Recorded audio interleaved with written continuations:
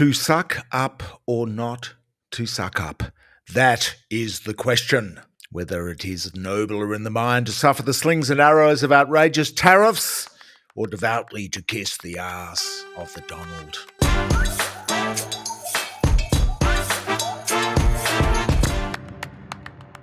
Just a quick house ad. We're nearly at 100,000 subscribers on YouTube. Apparently it's a bit of a benchmark, so if you can hit the bell, like and subscribe, that would be much appreciated. Help us get to 100,000. Apparently you get a plaque or something, but it will extend our reach. It will help get the message out there. That was the big question this week for Albo and Peter.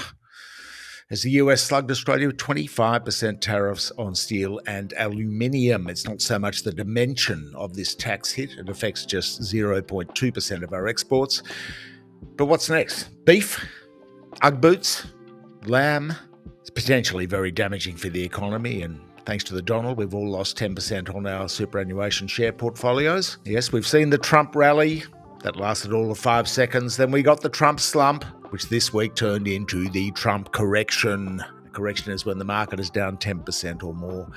So before we get to the Trump global recession, it's worth pointing out that the big debate, yes, not anti-Semitism anymore, yes, that's good, is whether to suck up to Donald or not as the tariffs were about to hit. Albo, under pressure, said that he did call Donald. But Donald didn't pick up. And Peter says that Donald would have picked up if it was Peter calling him. The United States decision to impose tariffs on Australian steel and aluminium as part of a global decision are concerning. It has been foreshadowed that no country, regardless of its relationship with the United States, has been granted an exemption. Such a decision by the Trump administration is entirely unjustified. While the major media was in the suck-up to Donald camp, Rupert Murdoch's The Israeli newspaper and the Australian Fossil Fuel Review backing the let's suck up to Donald line. See, Bernard Keane on Crikey said, ignore the bootlickers. Quoting Bernard, Anthony Albanese should ignore the advice of the Appeasement Financial Review and the American, the Australian, and punch back hard at Trump's tariffs. So we have the perfect mechanisms for it. Chiefly AUKUS, the worst deal in all of civilization and mankind combined. Standing up to Trump has proven popular in Canada. It's helped Justin Trudeau. And Mexico's president, Gloria Sheinbaum, has ridiculed Trump to force Trump to backtrack on tariffs. So it works. It's popular with the people, not sucking up. So why not Australia? Why the cringe?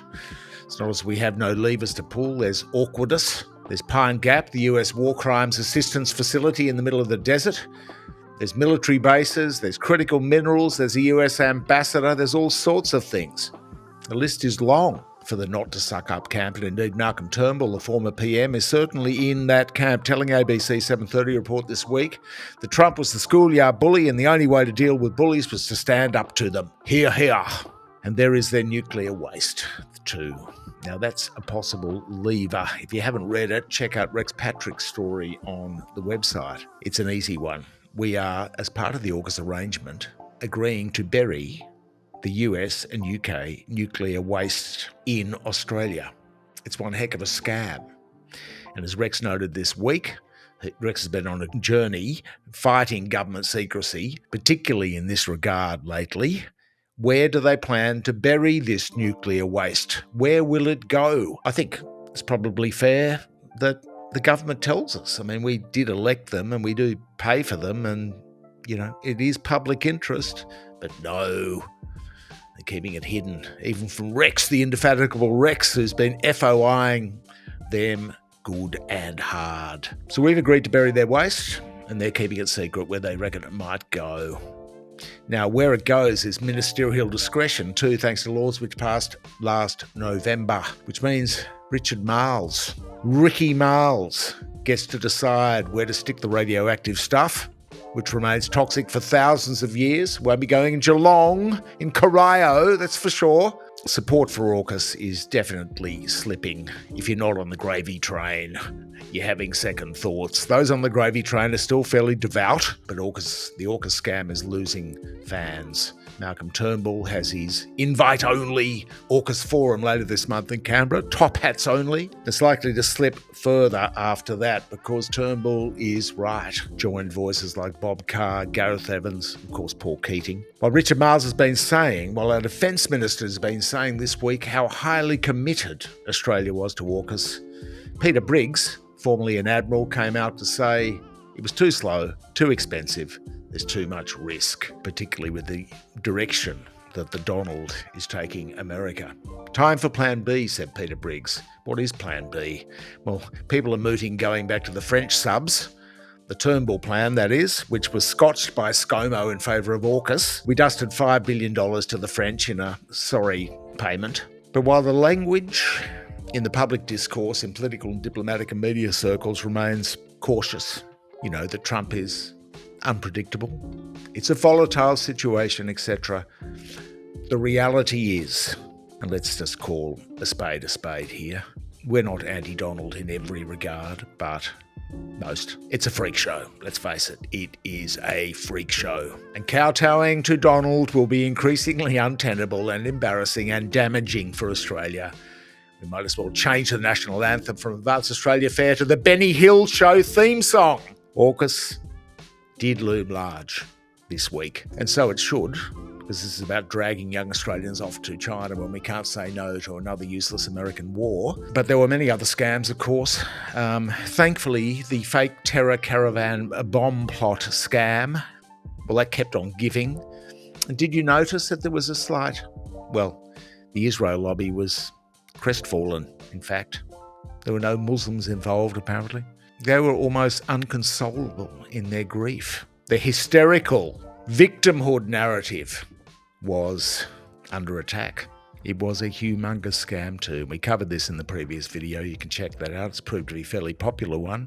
But now they're trying to pin it on some Turkish gym owner whose motive is purported by the Israeli newspaper to be haggling for a lesser jail sentence. Very curious. Some scallywag on Twitter referred to Cicero, great Roman orator, and his immortal words, qui bono, who gains or who benefits. So the AFR, meanwhile, and in the wake of the floods and the Peter Dutton scandal where he was swanning about at a celebrity fundraiser in Vaucluse, Justin Hemmers's mansion, the Hermitage, probably drinking Hermitage as well, between canapes of caviar. Albo, apparently, was at a fundraiser himself that day. That's what the AFR is claiming. The PMO, the Prime Minister's office, is not saying whether Albo was at a fundraiser or not, but of course,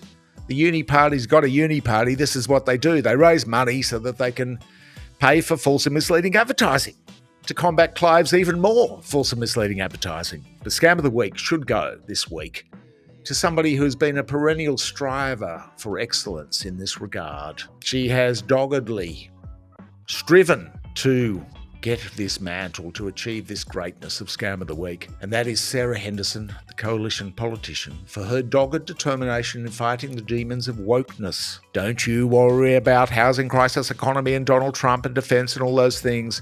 Wokeness is the real enemy. If you thought the world had moved on from the battle against woke, not Sarah Henderson. She was on TGB radio, in fact. She vowed this week, in high indignation, in lofty indignation, that she would crack down on wokeness in Australian universities. The coalition has vowed to crack down on woke universities. This is part of their robust policy platform, just marginally weaker than the Labor Party's platform. Okay, it's a fair bit weaker. Apart from nuclear, of course, which is just a scam.